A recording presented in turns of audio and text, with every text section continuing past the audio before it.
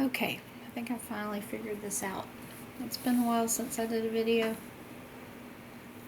Okay, alright, I'm going to go through these problems kind of quickly, just because there's a bunch of them. Let's see, we've got a CD that plays.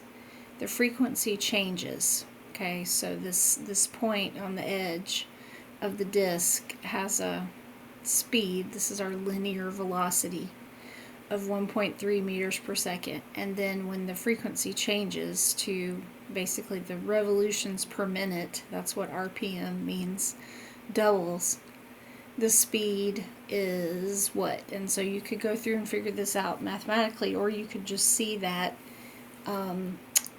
velocity equals 2 pi RF, which is our circular motion velocity equation in terms of frequency. Frequency doubled, so that means velocity is also going to have to double. So we go from 1.3 to 2.6. So that's kind of like a factor of change.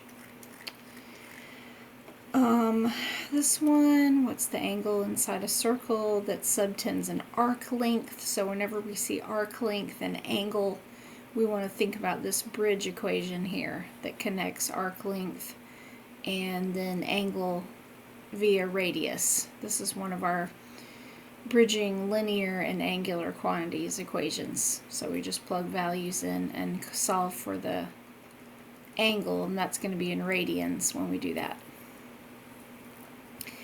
This one is a conversion, so it's good to be able to convert from different quantities into radians. This one converts from radians to degrees, so we use that we know 360 degrees equals 2 pi radians, and then we can convert pi over 2 radians and get 90 degrees.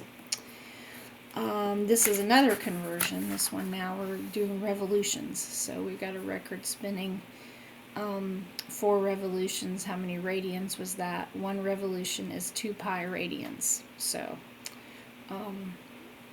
we use that to convert and get 8 pi radians. That's how many radians the record passed.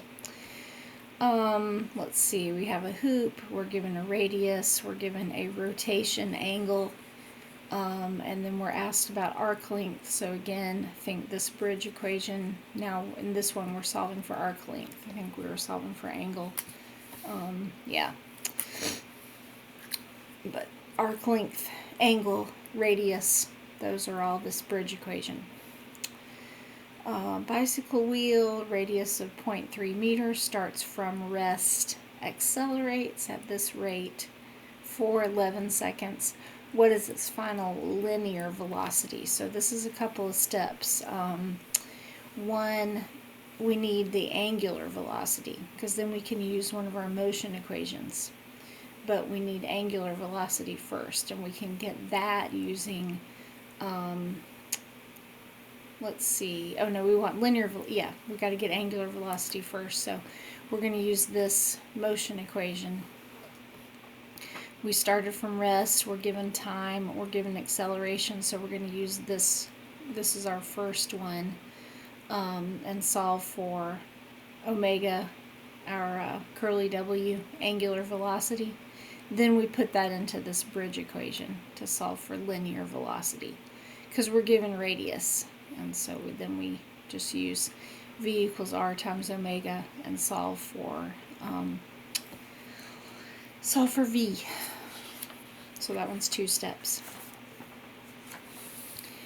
Let's see, bicycle wheel, linear displacement during this time. So we've got our radius, we've got a acceleration and a time. I think this one's similar to the last one with the givens, but here we want the linear displacement, so we want the arc length of the bicycle wheel, and we're going to need our displacement, angular displacement, in order to get that. So this is one where we use another motion equation.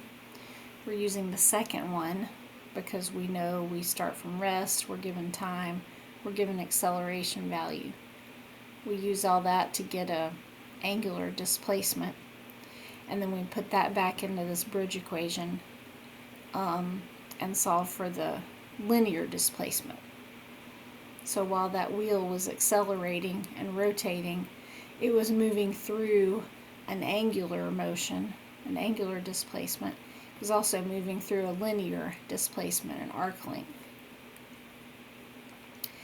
This one's just another bridge equation for velocity, linear speed of a kid on a merry-go-round.